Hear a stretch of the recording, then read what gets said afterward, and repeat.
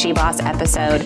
When I think of this woman sitting next to me, she legit is the epitome of all things SheBoss.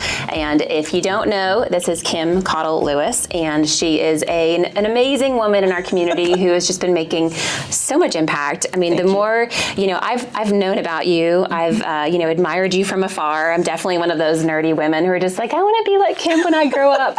And I've known that you've done so many amazing things, but researching you, diving in, I'm having dreams about the power of 10 and all of that. It's mind-blowing to me, all of the things that you've done. And one of the things I love so much is that you are so humble and have a lot of humility in your approach to things, which, not that I didn't think otherwise, but seeing the progression and trend of that throughout interviews and everything that you've done has just been amazing. So I know. So thank you so much for being here. I thank you for the opportunity to come. When you think of yourself, you don't think of yourself as a SheBoss like that, but I'm glad you included me in the group. Yes, absolutely. And we were just talking kind of offline a little bit. Every SheBoss interview is like, it just gets better and better and better. And we're so excited about this one in particular for a variety of reasons, not only to celebrate all the amazing things that you've done, but the legacy that you and your family are leaving in North Alabama. But then also too, you got some exciting things on the horizon just a few things that we're going to talk about. So I think that, for a lot of people,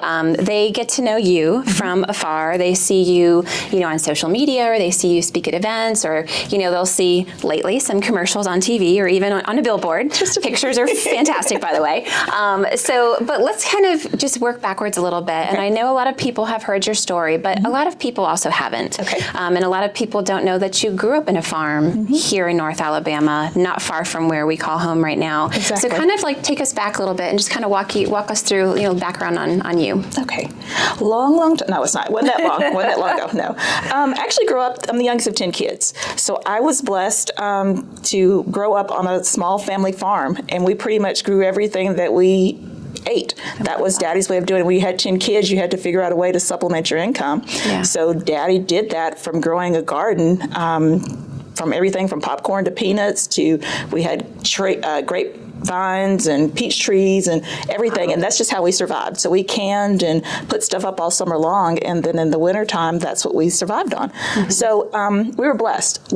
I tell people now, we didn't realize that we were poor until you look at things now, because we had everything we thought we needed, but then you realize, when the cows and pigs are not the norm of people having it at their house, right? You realize, okay, well, that fresh meat was pretty good. So, yeah. But it was just that humble beginning, and that's who made me who I am, because not only did we live on the little farm, my uncle, my grandma, everybody lived right there together. So it was a family unit, and we all took care of each other. It was that community type thing. Yeah. And anything we had extra, Daddy would give to other folks in the community that weren't part of our little area.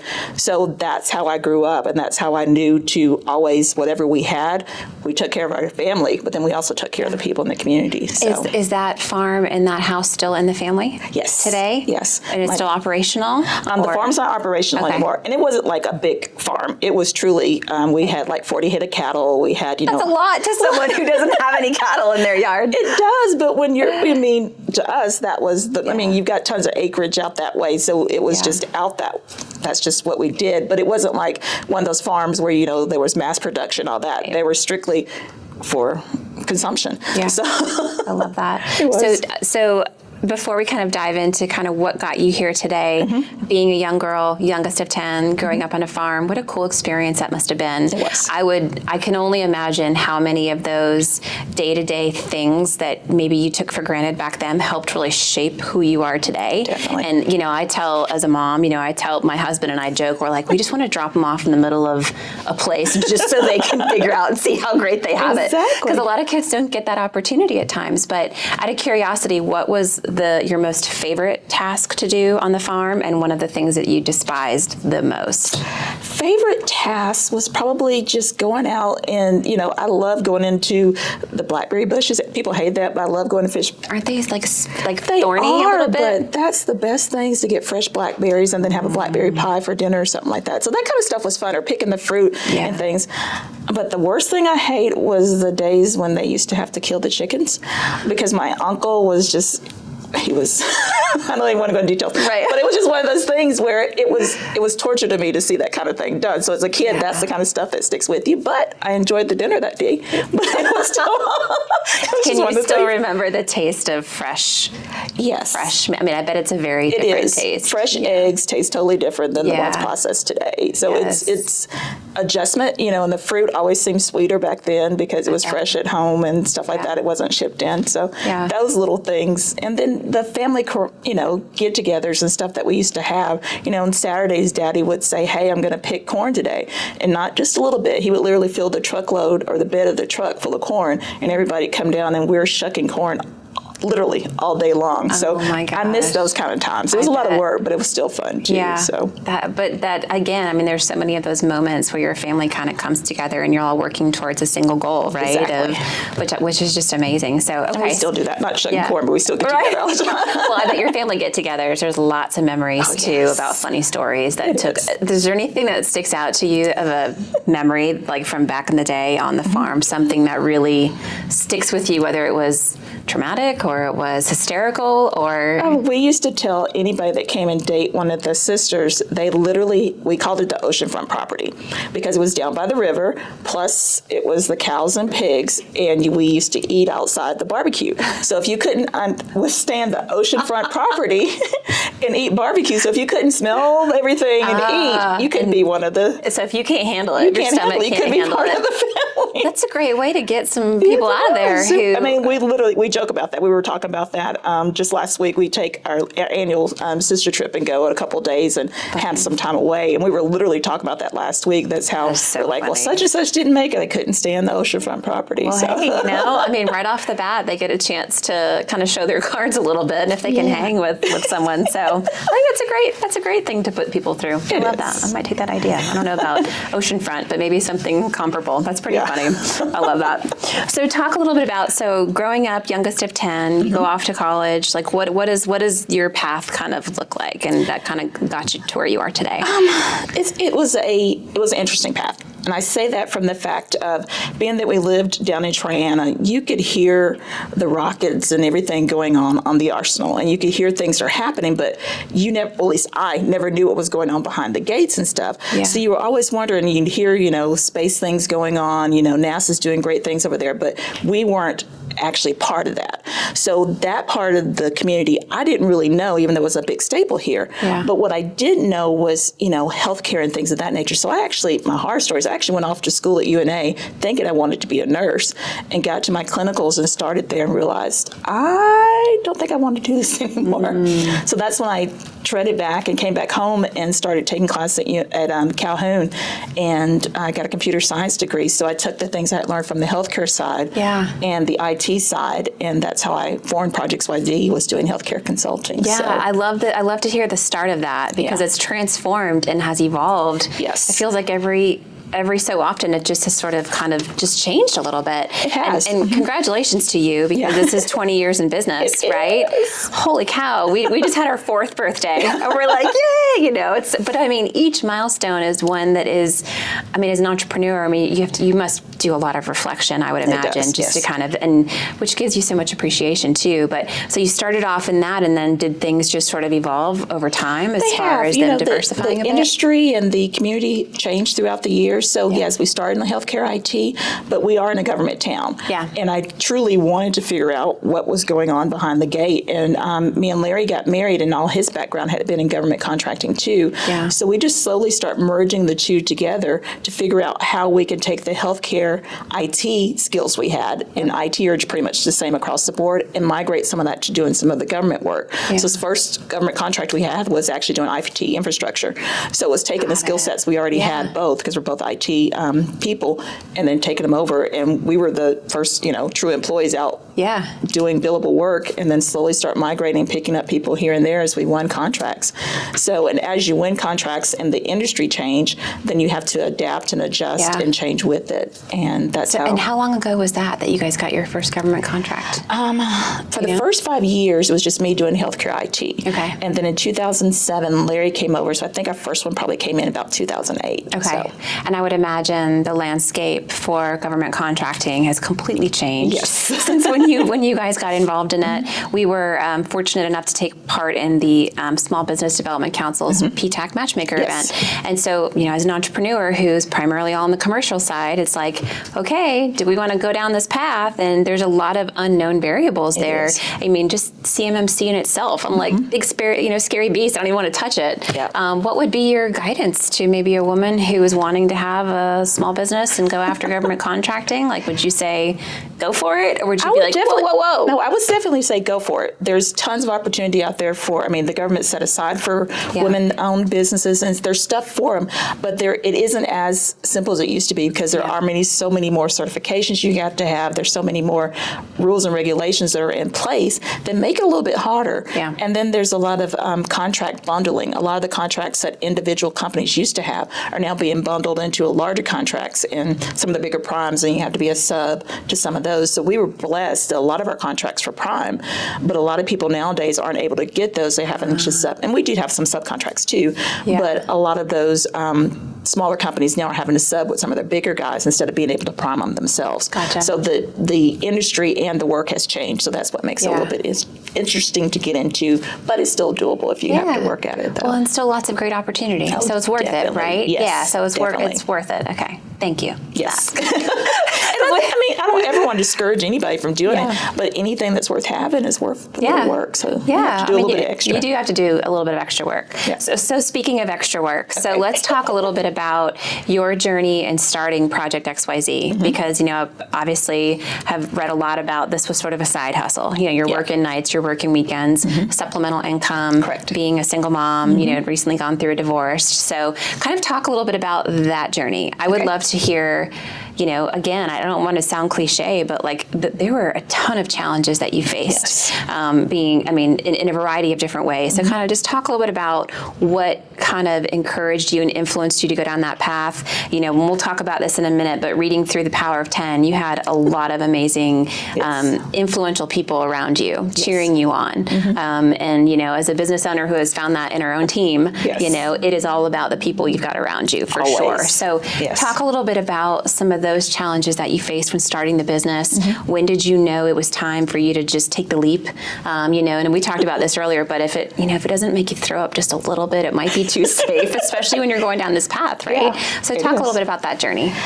Well, like you mentioned, when I started Project XYZ, like I told you, went through the horror story of thinking that I wanted to do something else and didn't. And I started working in the healthcare arena in the hospital. When I actually started Project XYZ, I think I mentioned before, I was a single mom.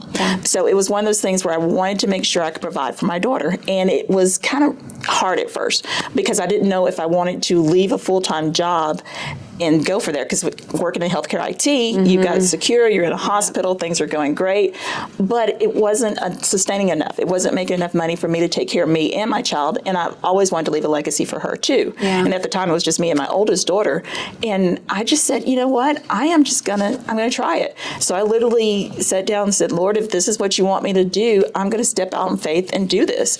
If you just give me the right sign. And literally within 2 weeks, I got a call from a hospital that said, hey, we need you full time. We don't want to just consult with you on nights and weekends.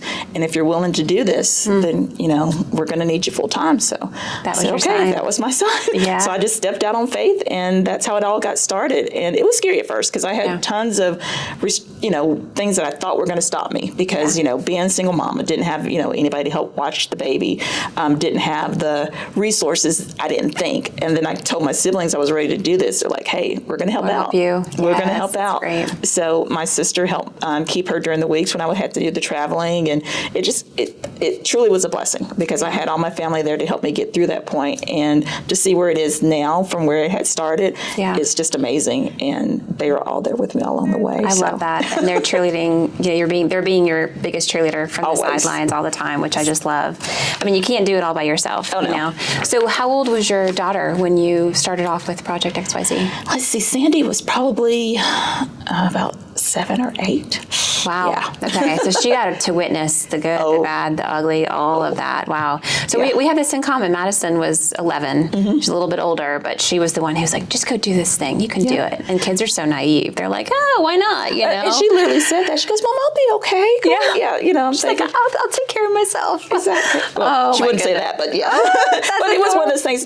She was basically telling me, don't worry about me. You know, I'm with my aunt Sylvia at the time, my sister, and she was saying she'll take care of me. You'll be okay. So go ahead. But it still makes you, because you know you have that mom guilt. Yeah, for sure. You can't ever get that time back. Exactly. And you know, there's a lot of things you missed at school. There were things that you missed as far as big milestones in their lives, and you're thinking, was it worth it? But now you're seeing you're able to benefit from all that, you know, labor and work, and she gets to benefit from it too.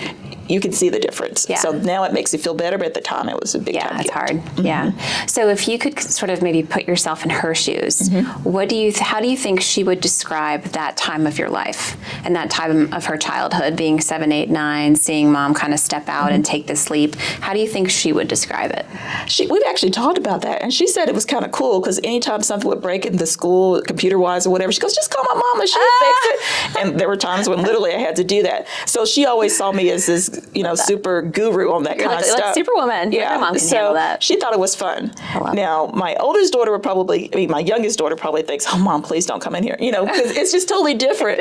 Because how kids look at you differently. To hang out with your mom. Exactly. Whereas the oldest was a total other thing. But it's just funny how they have that different perspective on how things work. So. Oh my gosh, yes. Now, so what's her story today? What is she doing? Actually, she got her degree in marketing and realized that she didn't want to do that full time. So she went back and got a degree in medical billing, which we end up in the same thing. So now she's working in a doctor's office and doing that. So she found her path too after she realized that, you know, sometimes stuff don't work out. And that was, I think, one of the things she said, you know, Mom, I saw you change several times and do certain things. So it was great to see her do the same thing and find her passion too. So. Well, and feel as though you have the ability and freedom to do that. Yes. You know, I think that, I went to college. I didn't study marketing. I changed my major 4 different times. And I joke around, I'm like, I'm still trying to figure out what I want to do when I grow up, you know? Right. And that's actually a great segue because a lot of people, may not realize the depth and diversity around Project XYZ and all of the different things that you guys do. You own a restaurant, you own a TV station, you are in manufacturing, government contracting, like all of these things. So we could go into all of them in detail. We don't need to do that. But from your perspective, with Project XYZ, what has you really excited about maybe what's coming down the pipeline or a project you guys are working on maybe in the next year or so? It's all been exciting because, you know, as the company has evolved and grown, that's why we've been able to go into so many different industries. Yeah. Because opportunities present itself. You know, we never said, hey, we want to open up a restaurant, but someone came to us with an opportunity and said, hey, you know, there's a chance to do one in the Shoals, and we're always trying to give back to the community and figure out ways to do it. So that's how we end up there. The manufacturing facility was actually about to close down, and the city, I think it's the Shoals Economic Development Council, actually came to us and said, hey, is there a way that you guys can step in and save these 137 jobs? Wow. So we actually did our due diligence on the facility and said, hey, this is actually doable. So that's how we ended up in manufacturing. So it isn't one of those things where we were saying, hey, we want to do this and do that. It's just opportunities presented themselves to us. And same thing with the TV station. You know, the people that currently owned it at that time said, hey, we were ready to sell. And it was a husband and wife team. And they said that this would be the perfect time to get a minority voice out there. So that was the reason why we made that purchase. So you put good things out and good things come back to you. Oh, definitely. You know, so I mean, I think you are in addition to being the epitome of a SheBoss, you're also the epitome of servant leader. Yeah. For sure. I mean, I think that's one of the things that maybe not a lot of people have, you know, at least for those that don't know you, you know, as closely as we do, but you've given back and have been involved in our community for so long. Yes. Holy cow. The amount of awards and recognitions, I'm like, I need another piece of paper to like type all those out. I mean, no, but I think it's you know, you put your money where your mouth is, and you don't just say that you are, you know, trying to create jobs and save jobs and give back and make these, you know, impacts within education. I mean, like, you're out there doing it and have been doing it for a really, really long time. So you're the real deal. There's no doubt about that. So I have a couple of questions for you. So how has motherhood equipped you for entrepreneurship? Because there's always challenges. Yeah. You never know what you're going to get Exactly. each day. Yeah. But it's also just made me more conscious of it, because you realize when you're doing entrepreneurship and you're bringing other people into your organization, you're responsible for them too, just like you're responsible for your kids. Right. So I think that kind of, that motherly feeling kind of takes over to all my employees, because I call them all, they're all part of the family. Yeah. Everybody that's Project Team XYZ is part of the Project XYZ family. So it's just how it all works together. So. Yeah, I love that. You never know. Motherhood can bring out a lot of things, but I think patience is a good thing too, and being sympathetic towards other people. And so let's see. What would you say are maybe like 1 to 2 things that people are surprised to learn about you? I think one of them was the fact that I am the youngest of 10, because most people don't know that. Yes. And they see me now and definitely didn't know I grew up on a farm. So it's just one of those things where people see the Kim now and not know the Kim that was before. Right. So I think those were 2 big things that I just don't think people know about me. I mean, that's a big, and that's a big, a big influence that has helped shape who you are today. Like we said earlier, I mean, I know my sisters and my brother definitely had, contributed to who I am today, good and bad and all in between. But I love that though, and that's actually a great segue. So you did write The Power of 10, this is an amazing book that really talks about a key life lesson that kind of has a dotted line to leadership, but also so many other attributes. And, taking a lesson from each of your siblings and and I can't remember if it was Sylvia who just always where's her filter, or whatever. That's Sylvia. I know, but I loved it though, because this was a really, and it was a really great read too. Yes. So I really enjoyed this. So there's a couple of things that made me think about just asking you some questions. You talk about how, and this will be primarily for the women, but how we all have our power suit, that one thing that we put on that makes us feel like top notch. Exactly. What would be yours? What's your go-to that you're like, oh yeah? Mine's not necessarily a suit all the time. Mine are my shoes. When you have on your shoes and you're looking, you can have on any suit, but if you put on those perfect red shoes, you're good. I love it. So I mean, it's just that little thing, and then everybody has that little something that makes you feel like you're invincible, and it's usually our little secret weapon that give us that little boost of confidence, because everybody needs that every now and then. Yes, they do. They absolutely do. So what are a few routines that you cannot live without?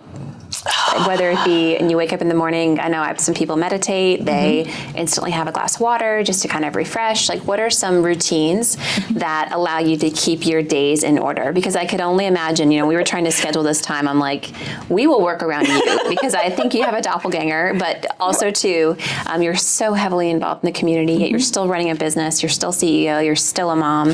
So what are some of those routines that you just can't live without, that if you didn't do that, it would sort of throw your week off? Mine is I have to have a little time. A lot of people like to read. Mine is my Audible books. I actually listen to the books. Yes. So literally at night, about 9 o'clock, I'll literally go in the bedroom and I'll put my Audibles on and a book on and just kind of tune out everybody. And literally they'll come in the room like, oh, she's got her headphones on. She's not going to hear us anyway. So it's just that I have to have a little me time. Yeah. And I try to do that. And that's my wind down time before I go to bed. Okay. And then, whether it's motivational or sometime, it's just total trashery, because everybody have you those gotta too. have those. I know. We were wondering before you got here, do we think she's into trashy soaps or reality TV? What's your guilty pleasure? Merritt wanted to know what your guilty pleasure was. It is probably a trashy book. Well, I mean, everybody's got to have some. So. Yeah, exactly.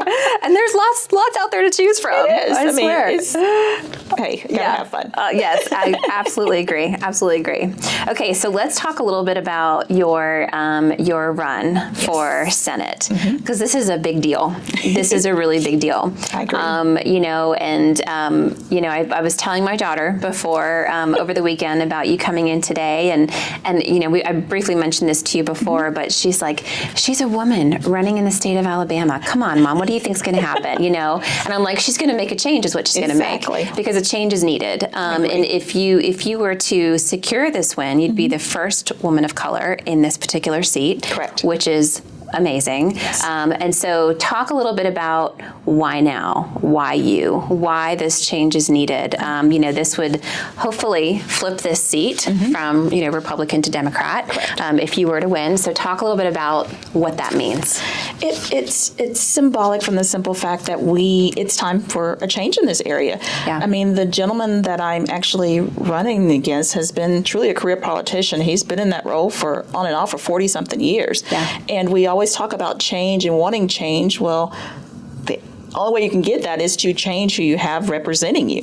Yeah. And I think I've done a great job in the community of making sure I'm out in the community, getting involved in lots of organizations and making sure I understand what's happening. Yeah. And I think that plays a big difference than, being in Montgomery all the time and actually here. Pretending like you know what's actually going on. Exactly. And being here and actually getting involved and getting engaged, not just with Montgomery politicians, but with local people to understand what's going on. Yeah. And I think I've done a great job with that. So that was one of the reasons why I was like, I've done a lot from being the chairman of the chamber, from being involved in several of the organizations, from Huntsville Utilities to Cummings Research Park and all those different groups to understand the heart of what's going on, being PTA mom. So now it's time for me to take those skills I've learned in all those different areas to help represent us better in Montgomery. I mean, like we were saying, there are no women hardly in our state Senate. There's only 5 women in our state Senate. Yeah. And there's a lot of decisions that are being made for our lives that we don't have a say-so in. So it's time to have that representation down in Montgomery to do that. I agree. Yeah, have a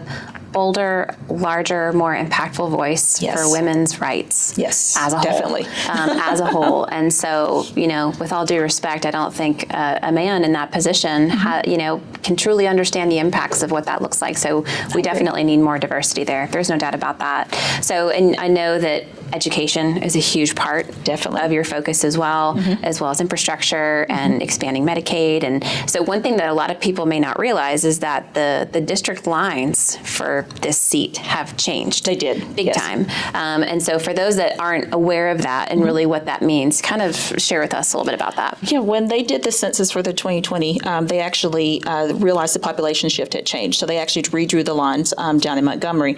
And with that happening, the new Senate District 2 now goes from 565 on the south side and picks up the Newtown-Madison area, goes over to County Line Road, and then it goes over into Limestone County up to East Limestone Road, because it used to go all the way to Athens, but it doesn't go that far anymore. It stops at East Limestone Road, goes up to Tony School Road on the north side, comes around to Pulaski Pike, and then picks up on Jordan Lane 53 back down to 565. So it's got a huge footprint and very different needs from each one of those areas, because you've got rural Madison County that's up in the Harvest Monrovia area, then you've got Research Park, and then you've got the Madison City area, and then you've got Oakwood, UAH, and Calhoun schools in there. So there's so many different things in there. And I think I have a unique perspective because I've been involved in all those different areas to kind of help understand those areas and make sure that representation is there. And the demographic has also changed, because it used to have a lot of the rural part of Limestone County, and now it's picking up a lot of the north side of Huntsville, and it's picking up,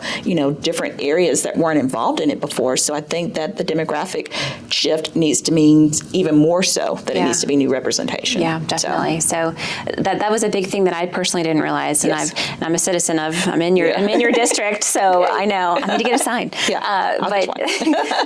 But that a lot of people didn't realize that.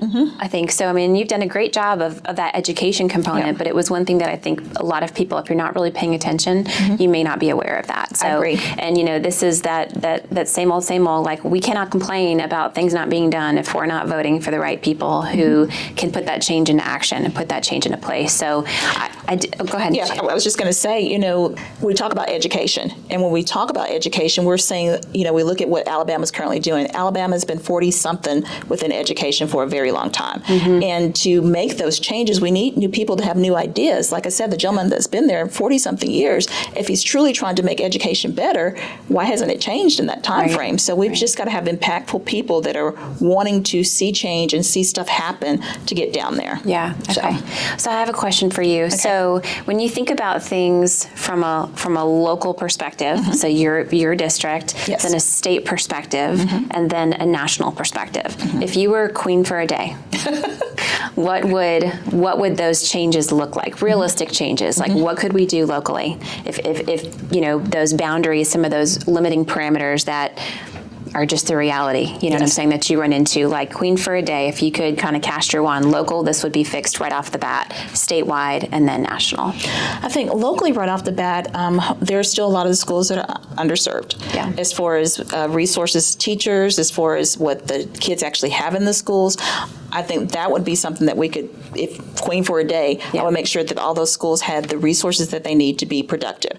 I would also make sure that we had pre-K in all of our schools, because I think that's where we're missing a lot of the kids right now because of the fact that they're not getting the basic stuff they need to start school when they get to kindergarten. So that would be something I'd wave a magic wand, and that would also be something for the statewide too, because that's something that could be, you know, we find out that if a lot of kids by the age of 3 and 4 are not developed by a certain point, that just makes them that much further behind as they get further up.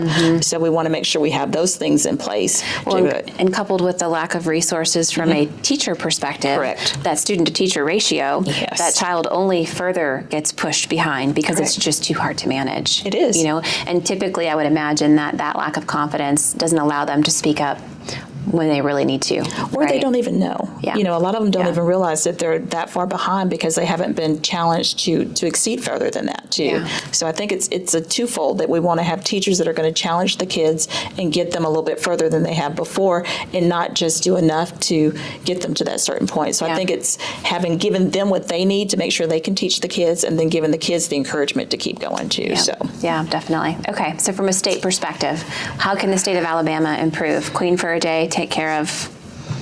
Queen for a day, take care of infrastructure things. Needs to be, I mean, everybody's fussed about what's happening on 65 every time we go anywhere down. But Buc-ee's is coming, so just calm down. I'm just kidding. It is coming. I'm not sure when they said it was going to open. It's going to be soon, though. Have you ever been in one of those? No, I hadn't, but I've heard. We happened to stop twice on the way to Atlanta during fall break, on the way there and on the way back, and it is mind-blowing. It is a destination.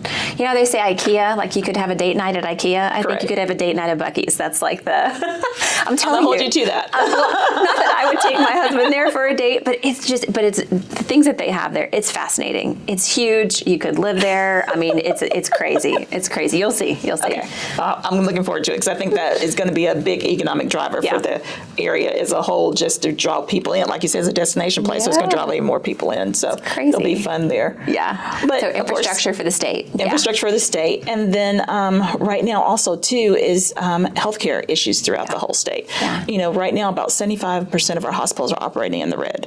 So how can they truly be giving the best care to patients when they don't have the resources to be able to do it? Now, is that as a result of the pandemic and what that's done to like a nursing shortage, or is that? It's a combination of things. Okay. It's the lack of funding. A lot of the hospitals just can't fund not only staff, but even the resources and stuff that they need to function properly. Yeah. So there is a lot of things like that are not just, we don't feel it as much in North Alabama, but if you look at rural Alabama as a whole, that is something that's a really big problem that we've got to figure out a way to address. So. Okay. And then what about nationally? What would be, division of opinions? I think that would be, like, if we could just eliminate everybody being so. I just want people to communicate. Right. Yes. I think that's half of the problem with our nation right now is the lack of communication and the lack of willingness to communicate. Right. I think most of us have more in common than we realize. Yes. If we just take 2 minutes to talk to somebody instead of automatically judging them right before they even get a word out of their mouth just because of a political party or the way they look or just from some preconceived notion before they even start talking. Yes. So I think it's just something that we just need to communicate better. Yeah. And I just don't think we do a very good job of that. So it's interesting that you say that. I read this and this was one of the lines that I highlighted in your book, because you talk about communication and you talk about how a lot of people go into a conversation constantly strategizing on what's next, or they go into it with an agenda. Yes. And they don't go in as an active listener and really understand nor take the time and appreciation for somebody's perspective and experiences. Because your experience growing up, It was very, very different from my experience growing up, right? So we're naturally going to disagree on certain things, but if we can at least allow the opportunity to understand where you're coming from, where I'm coming from, the nature of that conversation will have a completely different outcome. I agree, because it's perfectly fine to agree to disagree on stuff, Right. and to have that conversation to get to that point. But I just don't think people do a lot of that lately, and it's sad because I think a lot of problems could be solved or at least come to some type of resolution where they both can agree upon it. And if they just communicate it, and that's not happening. I agree. Communication 101. I love it. Yeah, it's so true. Okay, so I have a couple unique questions to ask you before we wrap up. So what is, and I'm going to put you on the spot, so what is an experience you would like to relive? Like to relive? Probably the birth of my girls. I mean, it's something, because it's overwhelming at the time, but I want to be a little bit, because you're so scared and so, Right. I want to Every experience emotion at one it time. from not having the anxiety and the worry that goes along with it. Knowing that you're going to be okay. Yes. Yes. So I wanted to be able to experience that without all that anxiety and all that in there, just because I want to see the process of enjoying their first cry and their first thing, because there's so much going on. As a new mom, it's hard to appreciate those things, because you're just in the thick of it. You're agree. You're just trying to keep them alive at all, right? Not to get a little morbid, that was one of the things I was not prepared for with the birth of my first daughter, and I've shared this with the team, but how many times when they're really little, you think about all the ways they can die. Yes. And I'm like, this is what motherhood is about, really? Where I'm constantly stressed out about, did I do this right? Did I do that right? Holy cow, you're just waiting for the other shoe to drop, you know, and then you have your second or third children, you're like, you're fine. You can totally, it's like everything just changes. Well, mine were 15 years apart, so it was like doing it all over again, because I didn't remember any of that. Yes, you're like, I forgot how dependent you all are. Yes, you forget about that. Yeah. So it's fun though. So I know you probably have a lot of these in your life, and I could only imagine that, several of them are in here as well. But who is your role model and why? Who do you look up to? There are a lot of them. I mean, because, some people always say they have that one mentor. I think I had tons of mentors and different people I gleaned things from, and not just one person. It was just a group of people, and it depends on what I was looking for or needing at that time. Yeah. And I honestly think there's certain people that are put in my path during those times to help me through that certain situation. Yeah. So I love that. it is, because if you're going through something work-related or something, it seems like there's always a mentor I could call that if I had a work issue. If you're going through something personal, there's always somebody I could call to help me sort through that kind of thing. Yeah. So I truly believe in that net of people that are always around you, because we can't do it alone. Right. And if you have that group of people around you can trust, and they're going to give you honest opinion, good, bad, or the ugly, it makes a big difference. Yeah, it really does. Yes. I like that. You also mentioned that in the Power of 10 about, having people in your corner who will be honest with you. Yes. And you don't want people in your corner who are going to agree with what you want them to say. You don't need a bunch of yes men. You don't need a bunch of those people. Like, you need people who are going to shoot you down and say, actually, that doesn't make sense, and here's why. Or that outfit doesn't look good. Let's go ahead and fix that before you walk out the door, right? And honest with you to say that. They always want you to be at your best. Yes. And if you have that group of people that are always want you to be at your best, then they're always going to look out for you. Yeah, so. Completely agree. Okay. I have a question for you. What is an unpopular opinion that you hold? Anything that's unpopular that you find yourself having to justify or validate, and it could be as simple as you're in love with fruit pizza and people just can't understand why you would put those things together, or it could be something else, but an opinion that maybe people are a little bit taken aback by. I don't know. That's a good one. Did I just stump Kim? You did. Yes. You did. Oh my goodness. Just kidding. Unpopular opinion.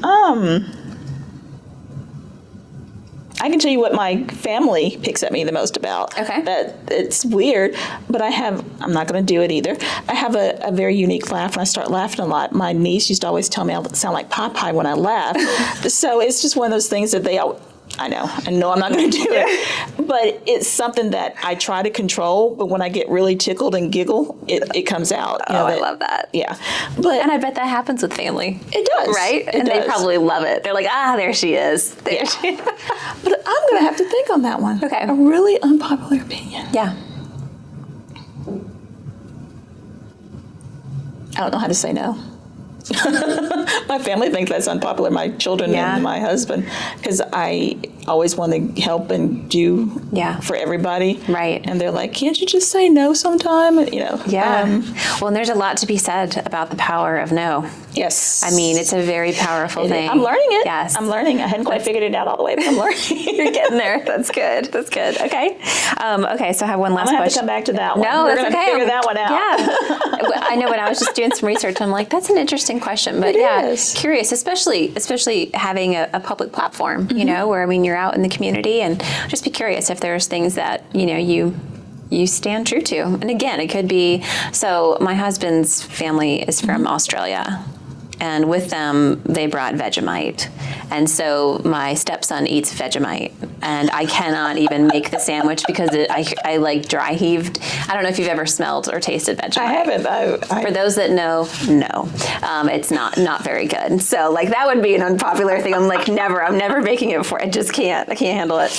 I don't get it either. But okay, so what about a guilty pleasure of yours? Is it staying up late and eating ice cream? Is it watching trash TV? Is it getting lost in the TikTok hole? What is your guilty pleasure? If I had time, I probably would have. It is probably, you know, I do like to go and get the watermelons, and I will sit there and cut it in half and just you can just go to town. Yeah. Do you put salt on your watermelon rinds at all? No. Okay. It's just, I've but my never husband understood is at me because he'll literally like, you're going to eat the whole half of that watermelon. I'm like, leave me alone. This is my time. But as a kid, we grew watermelons. So it was just a thing. You literally went and got a watermelon, and it's not a big watermelon. It's usually one of the small ones, and you just cut it in half, and you just went outside and you just enjoyed your watermelon. Yeah. And that's just how I learned to eat it. But he wants it, you know, cut up and put it in the Yeah. No, I just get the spoon and enjoy. So my stepson would do that if I left at home. He would do the same thing. So you guys have that in common for sure. Okay, and last question I have for you before we let you go is, this is from Dawn. I thought this was a great question. What would be your theme song? Like if you're getting pumped up, ready to start your day, what would be a song that you would plays put on? Almost every morning. Yes. Carrie Underwood's Champion. Oh, good one. It is, because it's one of those that it's got the right beat. So when you're brushing your teeth and you're getting dressed, it plays, literally it plays in my bathroom almost every morning. And it's that little boost to get you going. Yeah, so I love that's funny you'd ask that, because most people would be like, Carrie Underwood of all things. But, Carrie or it's either Underwood. Lizzo's song, you know, the one. Oh, yeah. Who does that? So my youngest, so he's like, I'm going to need a cinnamon roll. I'm like, it's not. That's what everybody thinks that song is, which I just love. Just a sentimental. I know. I'm like, everybody needs cinnamon rolls, but you also need a sentimental man or woman to pump you up. Exactly. So those are the two that's probably in pretty good rotation right now. Yeah, Lizzo's awesome. And Carrie Underwood, I've never seen her in concert, but I've heard she is amazing in concert. I haven't seen her in concert either, but that would be a good one. I heard she's awesome. So thank you so much for carving out time today. I know you have a super busy schedule, so especially right now. You always have a busy schedule, but I really do appreciate your time. I know this has been something we've all had a lot of fun gearing up for, and just very excited about. And again, you are the epitome of SheBoss, and so we are so fortunate to have you be part of this, and also too fellow WEDC member, right? Which I'm excited about. What an amazing organization! I agree. Yeah, that's giving back. So I've mentioned this to our team, but WEDC, the Women's Economic Development Council, is an organization that from afar I have just admired for so long. And every woman that I know, who's part of it, I'm like, she's awesome, and she's awesome, and and then you get involved with the organization. You're like, okay, this is the club. This is the club I want to be a part of, because these women I even took it a step further. Actually, I'm on the foundation board and actually chaired the Women Honoring Women event that we just had a couple months ago. Amazing event. About a month or so ago. Because it's so impactful of what's happening to young ladies in this community just by being involved in that organization. So the Women Honoring Women, is a fundraising event where they help local women with college scholarships. And helps them, with outfits for the interview and interview tips and tons of mentoring and all sorts of great things to help women, which is amazing. I Like mean, we talk said, about- we're changing the world one woman at a time. I love it. Well, we're and it's doing it. making generational changes It is. and generational impacts. It's not just that one individual, but she may be a mom, she may be a sister, she may be someone who's studying to become a teacher and understand the importance of mentorship. So those are impacts that last well beyond that agree. initial thing, which is, we agree. We're big fans of Women Honoring Women and the WEDC Foundation, and Jennifer Linton, who was my sponsor, getting into WEDC. So great. yeah, they're just amazing. But thank you again so much for joining us. We really appreciate it. Here's a high five to you winning. Yes, we're excited about that. Thank you guys so much for joining us.